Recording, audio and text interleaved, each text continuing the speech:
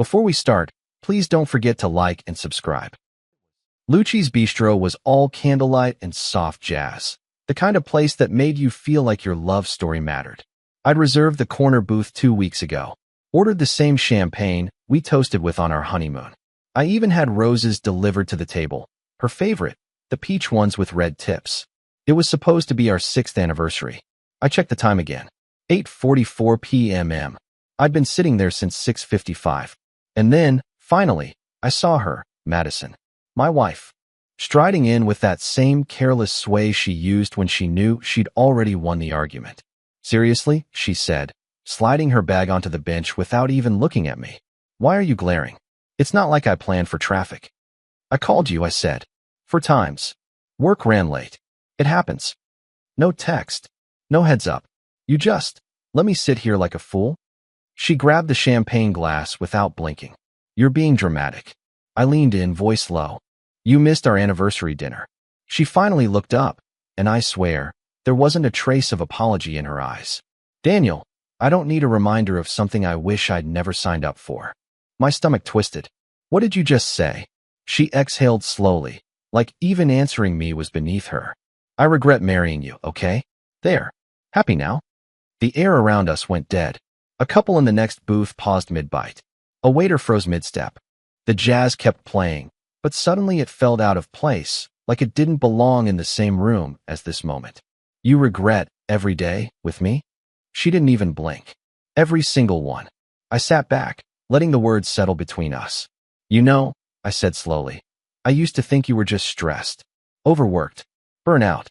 I reached into my coat pocket and pulled something out. My wedding ring. I placed it in the center of the table between the untouched roses and her untouched heart. "But now I see it. You're not tired. You're done." Her jaw tightened, but she stayed quiet. I stood up, buttoning my jacket with steady hands. "I don't need to be anyone's burden, Madison. Especially not yours." "Daniel, sit down. You're embarrassing yourself." I gave a small laugh. "No, I've been doing that for years, loving someone who looked right through me." She reached for my wrist. "Don't you dare make a scene." I pulled my arm back. "You already made it. You just showed up late to it." Gasps rippled around us as I turned and walked out, leaving behind champagne, roses, a ring, and the woman who thought I'd never leave. I got home and didn't turn on the lights. The apartment was too quiet, like it didn't want to admit what had just happened. I set my jacket over the back of the chair, kicked off my shoes, and sat on the edge of the bed, still dressed. I could smell the candle wax on my sleeves from the restaurant. The roses were still in my hand. I stared at them for a second, then dropped them gently into the trash. There were photos of us on the bookshelf, wedding day, honeymoon, backyard barbecues. I picked up one, her in a white dress, laughing into my shoulder. Me, smiling like the world had finally made sense. I looked happy. I wasn't pretending in that photo. I really thought we had something solid. Now, I opened my laptop, clicked into the folder I hadn't touched in months, wedding day highlights. Hundreds of pictures, edited in soft light, all smiles and vows and cake cutting. One after another. I didn't feel anything. Not anger. Not longing. Just blankness. Like the emotional volume had been turned all the way down. And then I did something that surprised even me. I picked up my phone. Took a picture of myself right there on the edge of the bed. No filter. Just me in a black button-down, sleeves rolled, collar slightly loose. The light from the hallway caught the side of my face. I didn't smile. I didn't frown. Just let the camera see me as I was. And then I posted it. Captioned it simply, "Free life of a bachelor." I tossed the phone aside after that, not even sure why I did it. Maybe it was impulsive. Maybe I wanted to feel like I was choosing something, not just reacting. That night, I didn't sleep much. Just stared at the ceiling while the clock ticked past 1 a.m., then 2, then 4. I kept expecting the grief to crash in, but it never did. The next morning, sunlight poured into the apartment like it didn't care. I sat up, rubbed my eyes, and reached for my phone. Notifications lit up the screen. Comments. Messages. Likes. Over 70 overnight. I opened the post. First comment was from Emily C., someone I barely remembered from college. "Dang, looking sharp, Daniel. Welcome back to the fun side, winking face." Then Lexi, one of my coworkers. "Took you long enough? Let's get drinks soon." Another message from Brianna. A girl I worked with at a job 3 years ago. You look good. Like, good. I kept scrolling, reading them all. Jokes, encouragement, a few subtle flirtations. No pity, no sadness, just pure energy. Something loosened in my chest. I wasn't a ghost walking through my own life anymore. I went to the mirror and really looked at myself. Same face, same lines. But for the first time in a long time, I didn't see a man who was waiting for someone to love him better. I saw a man who could love himself again. I tossed the wedding photo album into a drawer, not out of anger. Just closure. And as I stood by the window, coffee in hand, sunlight on my skin, one thought came to me clearly. This wasn't the end. This was the first real day of my life. The door slammed so hard the mirror in the hallway shook. I didn't even flinch. I was standing by the living room window, sipping my second cup of evening coffee, watching the light bleed into the clouds over the skyline. I heard her heels stomping down the hall, each step getting louder, sharper, angrier, like a warning shot I had no interest in dodging. Then came the sound of something hitting the kitchen counter. Hard. My phone. You think this is funny? Madison's voice rang out, shrill and full of heat. I didn't answer right away. I took another slow sip. You posted this? She snapped, waving the phone at me like it was a loaded weapon. Bachelor life? Really? While we're still married? I finally turned, calm as glass. Yes. Her eyes flared. You're embarrassing me. I leaned against the window frame. You embarrassed yourself the second you walked into Lucci's and told me you regretted every day with me. That was private. It was loud enough for the table next to us to stop chewing. She crossed her arms, still clutching my phone. You want attention that bad? Needing women to comment. Tell you you're still desirable? Is that what this is about, Daniel? No, I said quietly. This is about me deciding I'm done living under your thumb. She opened her mouth like she had something cutting to say, but nothing came. I kept my voice steady. This post? That photo? It's not a cry for attention. It's a boundary. A boundary, she said, scoffing. You? Since when do you even know what that means? Since last night. She rolled her eyes, circling the room like she couldn't sit still. You think one moody photo makes you some kind of liberated man? I shrugged. No, but it reminded me I don't need your permission to feel like myself again. Oh, you poor, sad man, she snapped. Is that what this is?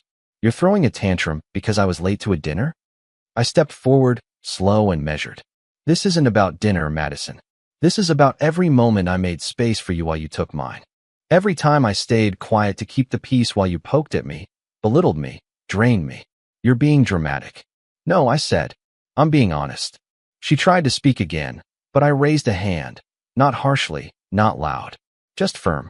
You're not going to twist this. Not anymore. I let you talk over me, dismiss me, gaslight me for years. But I won't be doing that anymore. She took a step back, like she wasn't expecting the calm. You think you're the only one who's miserable? She hissed. I've been drowning in this marriage too. I nodded. Then leave. No one's stopping you. You're just going to throw it all away? I looked around the apartment, the neutral walls, the framed wedding photo still hanging by the coat rack, the dining table where we'd barely spoken in months. There's nothing left to throw. She was silent then. I watched her jaw work through 100 unsaid words. Her hands trembled a little, whether from rage or fear, I couldn't tell. Probably both. And when she finally spoke again, her voice dropped. Lower, bitter. You think those women online are going to fix what's broken in you? No, I said. They're not meant to. But they reminded me I'm not as invisible as you made me feel. She blinked, fast. I could tell she wanted to lash out. Say something cruel. Rip me apart like she used to. But I didn't give her the chance. You wanted control, Madison. You had it. You used it. And now I'm done handing it over. A long pause filled the room like smoke. She grabbed her purse off the kitchen chair. This isn't over, she muttered. I nodded once. I didn't expect it to be easy. And then, without another word, she left. No door slam this time. Just a quiet click behind her. I looked down at the phone she left on the counter. Notifications still buzzing. I didn't open any of them. I just stood there, staring at the space she used to fill, and realizing it didn't feel like a loss anymore. It felt like breathing. You're buying the first round, Jacob said, clapping me on the back as we stepped out onto the rooftop. The air up there was different, cooler, freer, with the golden haze of sunset brushing every glass tower in the city with orange fire. People mingled around us in low conversation, drinks glittering in their hands, music humming beneath the laughter. I hadn't been out like this in a while. Not since. I don't know. Maybe since Madison started calling everything that made me smile a distraction. Jacob grinned and waved down a waitress. 2 old fashions. Strong ones. I followed him to a corner couch that overlooked the skyline. The view was ridiculous, like something off a postcard. Nice spot, I muttered, easing into the seat. He kicked his feet up. Only the best for a newly emancipated man. I shook my head. It's not official yet. Doesn't matter. That post of yours. You already set fire to the bridge. Cheers to that. The drinks arrived, and we raised glasses. To freedom, he said. To remembering who the hell I am, I added. He laughed. That too. We sipped in silence for a few beats, watching the last of the sun melt behind the cityscape. Then Jacob leaned forward, grinning like he'd been holding something in all day. Okay, you need to know something, he said. What? He pulled out his phone and scrolled. So after you posted that photo, guess who texted me? I raised an eyebrow. Madison. That caught me off guard. Seriously? He nodded. Yeah. She asked if I put you up to it. Wanted to know what I've been feeding you. Like you're some lost puppy I dragged out of the pound. I huffed out a laugh. Wow. He wasn't done. Then she said, and I quote, Daniel doesn't do things like this. It's not him. I stared at him for a second. So now I'm not allowed to change? She's losing it, man. You've lived under her control for so long. She can't handle the idea of you making moves without her permission. That sat with me for a moment. Jacob leaned back and looked at me seriously. You know, I always wanted to say this, but I didn't think it was my place. Say it. He pointed at me. You've been walking around like you owe her something. For years. Like you're apologizing just by existing. It's been painful to watch. I looked down at my drink, letting his words sink in. You're not that guy anymore, he continued. And she knows it.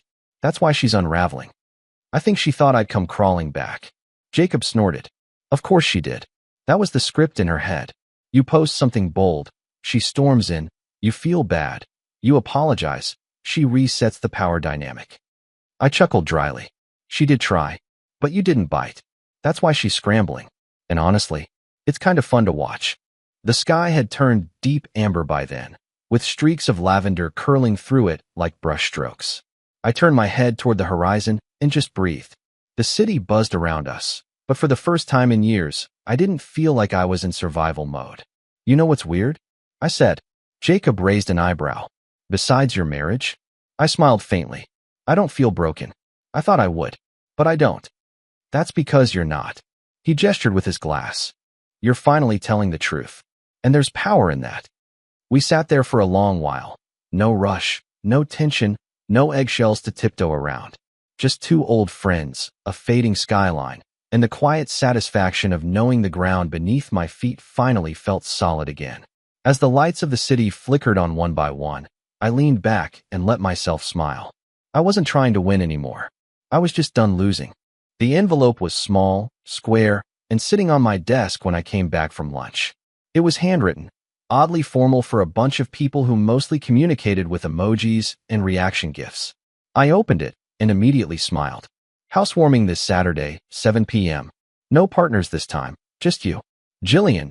Jillian was one of my newer co-workers, smart, sharp-witted, and always in control of every little office event. I liked her energy. She'd seen my recent post, dropped a quiet about time, and never asked questions.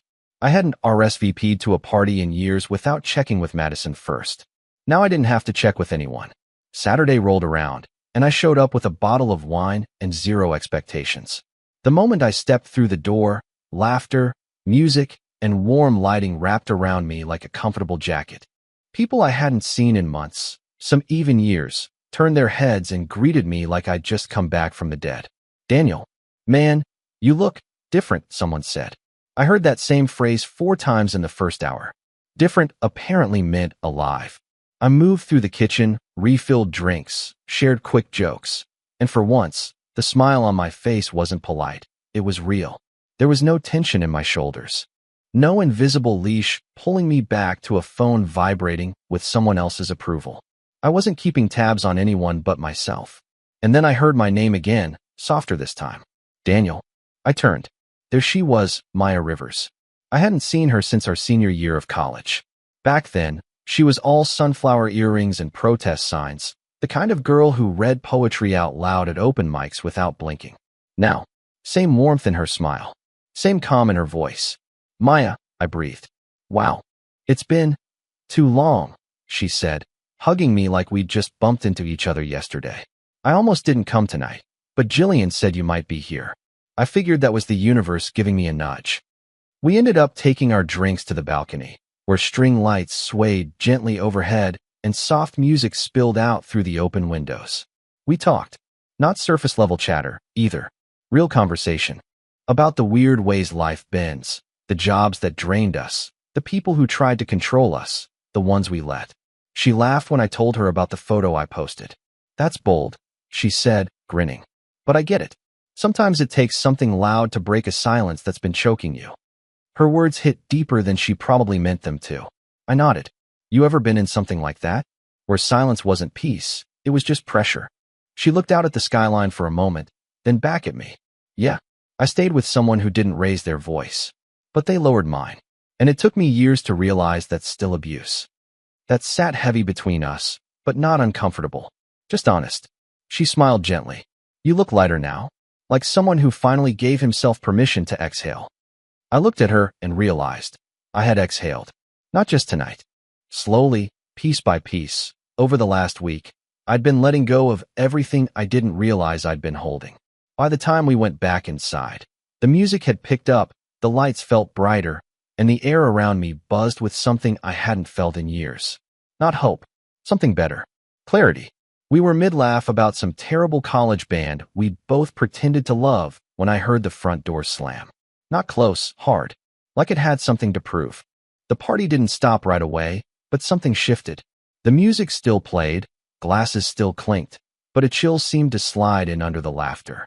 Maya's smile faded as her eyes flicked over my shoulder. Daniel, she whispered. I turned around, and there she was.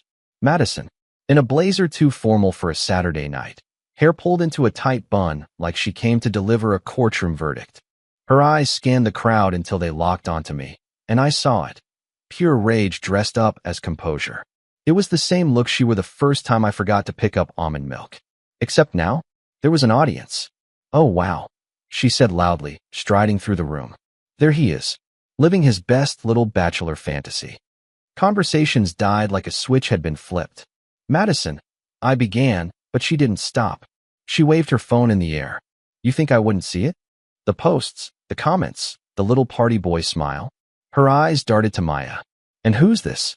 Rebound number one? Maya stiffened, but didn't move. I stayed exactly where I was. Madison, I said evenly, you're not supposed to be here. She laughed bitterly. Oh, sorry. Was there a velvet rope outside? Do you own this party now too? Jillian came up behind her, cautious.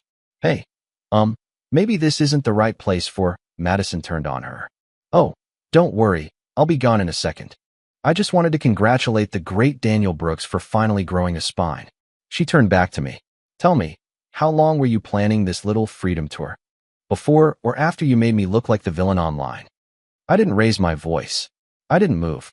I just looked her in the eye and said clearly, this is why I left.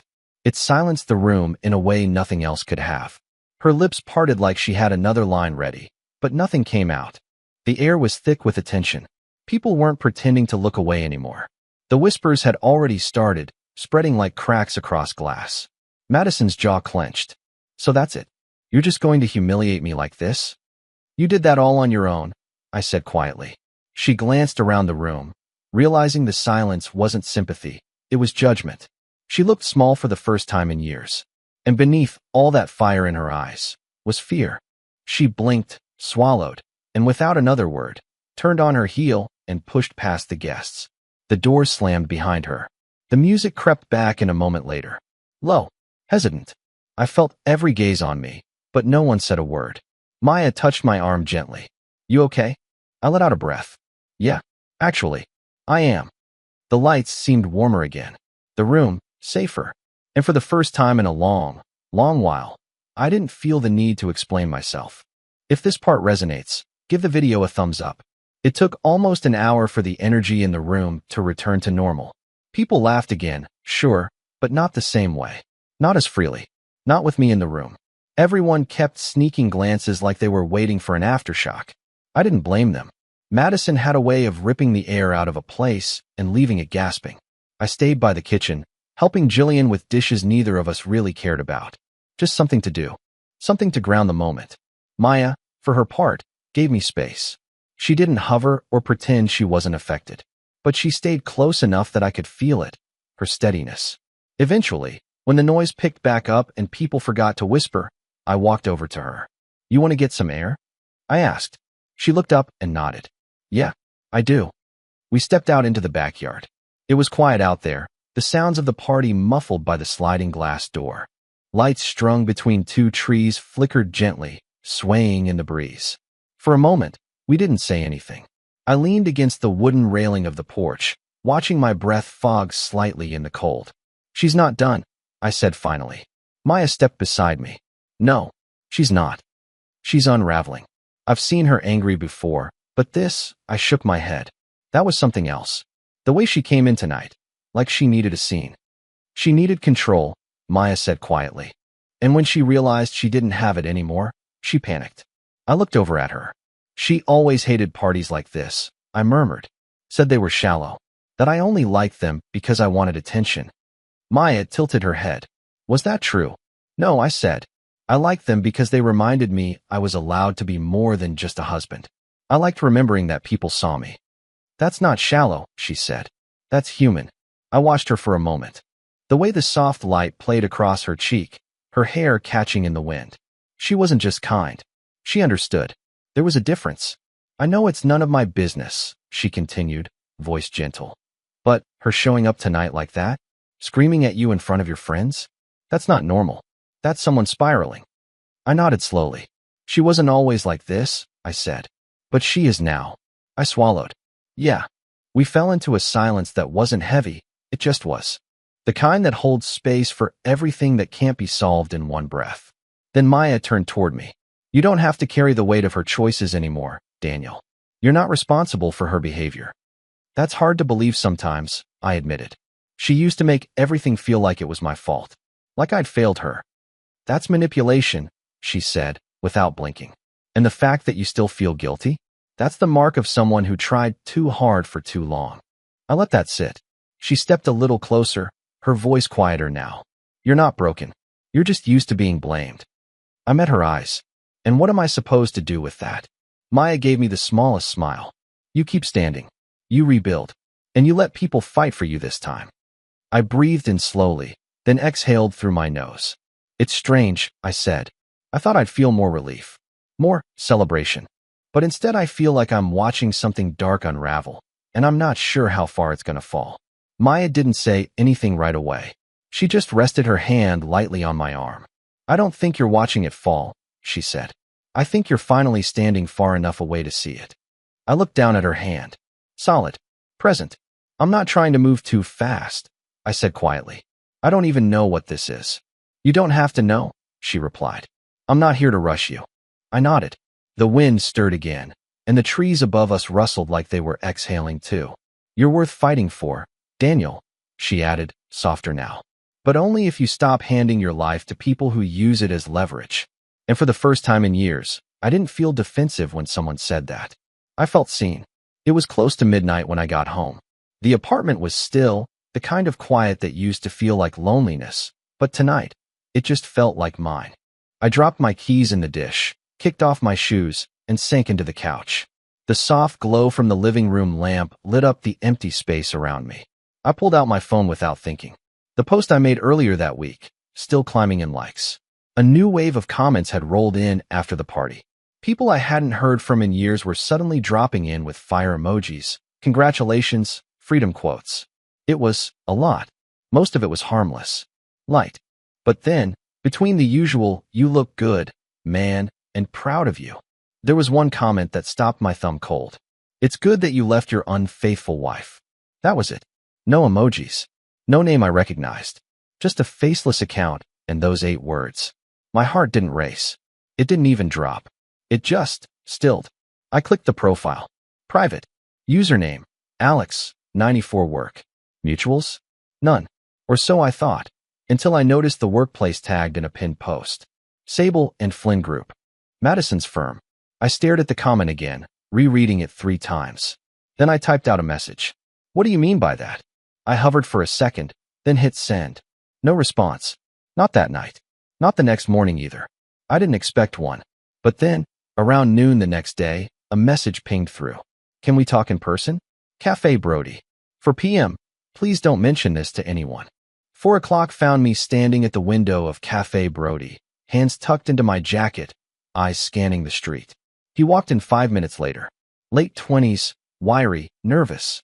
Short-cropped hair and an anxious habit of checking over his shoulder every few seconds. Alex, I asked, stepping forward. He nodded once. Daniel. We sat near the back, away from the door. The hum of the espresso machine covered the silence between us. I shouldn't be doing this, he said, eyes flicking around again. Then why are you? He swallowed hard. Because I think you deserve to know the truth. I didn't blink. I didn't press. I let the silence do the asking. He leaned in, voice low. I work with Madison. Been there about a year. I don't know her well, but people talk, especially in open offices. And there's a guy, Cameron. He's in commercial accounts. About 10 years older than her. Married. They've been close. My stomach didn't turn. My pulse didn't spike. I just listened. People started noticing after the Miami conference, he continued. They came back different. Touchy. Private meetings. Coffee runs together. That kind of thing. You're sure? I've heard stuff. From people who've seen things. Texts. A photo or two. I never said anything because, honestly, I didn't think it was my place. But when I saw your post, something just clicked. I stared into my cup. It was cold now. Untouched. Alex looked down, fidgeting with his sleeve. I can ask around, he said. Discreetly. If there's anything real, I'll find it. You deserve that much. I met his eyes. If you're sure, then, yeah, I want to know. He nodded, stood, and left with a quiet urgency, like he'd just detonated a bomb and didn't want to be near when the smoke cleared. I sat there a long time after he left. Not because I was in shock, but because deep down, part of me had known. And now, I just wanted the truth, every inch of it. It took Alex 3 days. 3 days of silence. No updates, no texts. I tried not to check my phone every 10 minutes, but truth has a strange way of making your hands restless. Then, on the 3rd night, a message buzzed in. Got it. Check your inbox. Attached, 2 screenshots. One was a company Slack thread, late-night timestamp, casual but flirty. The other? A photo, taken at a rooftop bar, blurry but undeniable. Madison, her hand on a man's chest. Lips on his. I didn't zoom in. I didn't need to. I stared at it for maybe 5 seconds, then saved the image and deleted the message thread. No rage. No despair. Just something cold and final settling in my chest. I opened Instagram. Scrolled to the last photo I'd taken. Me on the rooftop with Jacob, the city lights behind me, a quiet smirk playing on my face. I posted it with 5 words. Finally divorced and free. No hashtags. No explanation. I left it there like a signature on the last page of a long, ugly chapter. The reactions started within minutes. Friends, coworkers, even strangers cheering me on, demeaning me like I'd just crossed some invisible finish line. But I wasn't celebrating. I was bracing. At exactly 7:43 p.m., the apartment door burst open like it had something to prove. Madison. Again. You really posted that? She snapped, waving her phone like it was proof of some crime. You're telling the whole world our business now. I stayed seated on the couch, arms folded. It's not our business anymore. You are unbelievable, she spat. Is this your new personality now? Public pity parties and passive-aggressive captions? I stood slowly, walked to the coffee table, and picked up my phone. Funny you'd call it passive-aggressive. She scoffed, pacing now. What are you even trying to prove, Daniel? That you're some kind of victim? That I'm the monster in your little freedom fantasy? No, I said, unlocking my phone. But if the shoe fits, she whirled on me. You don't get to do this. You don't get to rewrite the whole story just because you're bitter. I held up the screen. She went still. One glance at the photo, and her face drained of color. I didn't know anyone saw that, she whispered. I let the silence settle between us.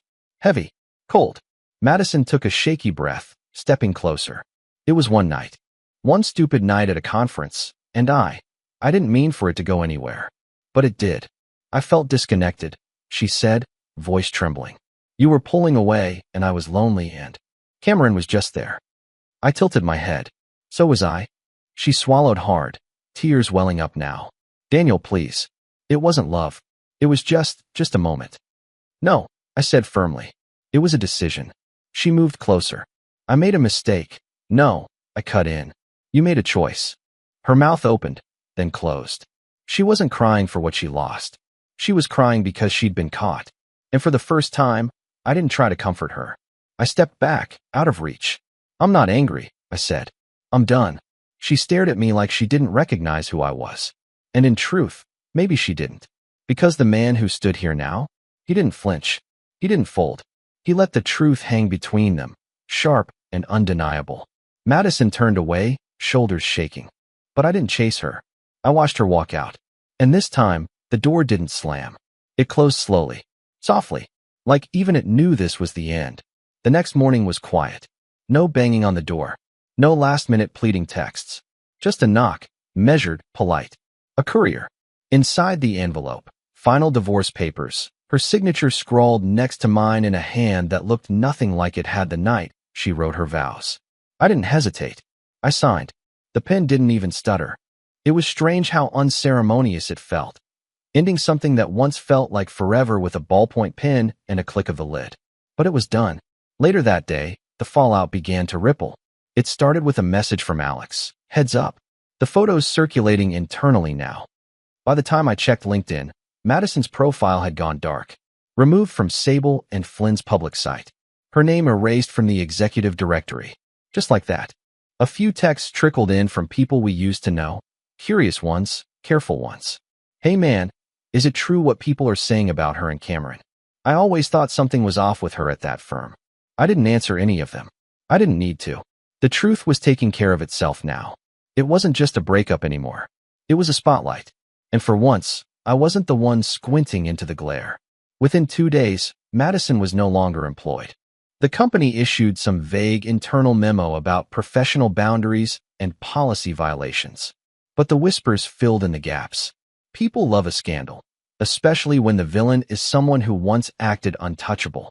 Her social media went quiet. Then it got worse. Someone sent me screenshots of a dating forum. Madison's name had been mentioned. Unfaithful. Manipulative. Corporate ladder climber. It wasn't rage I felt. It wasn't vindication either. It was closure. A cold, quiet kind. The kind where you finally realize you don't have to defend yourself anymore. The facts are doing it for you. Jacob called that night.